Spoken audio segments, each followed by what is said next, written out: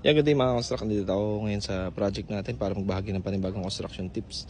And every time na ako nagde-design ng trusses, kapag na-design ko na at nakuha ko na yung spacing and size ng ating steel bar na kailangan gamitin is pag nagda-draft ako, kung makikita nyo, ito yung endpoint ng ating trusses. Then ito yung para dun sa ating buladas or yung eaves na tinatawag natin. Ayan. Kung makikita nyo, nagpapalagay ako ng extra frame na ito dito sa baba. Kasi lalo na kung makikita nyo yung slope nan is papunta rito. Ayan.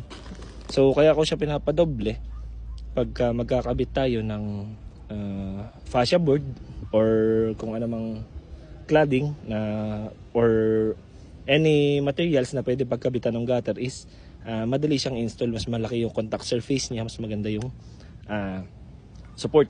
Ayan. Bali, pagka-install kasi ng purlin dito sa dulo, nakaganyan. And then maglalagay tayo ng fascia board dito. So kung makikita nyo, malaki yung contact surface niya.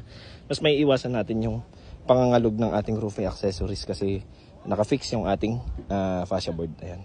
So yun lang po muna share natin ngayon. This is Engineer Barlan sharing another construction tips. Thank you mga construct.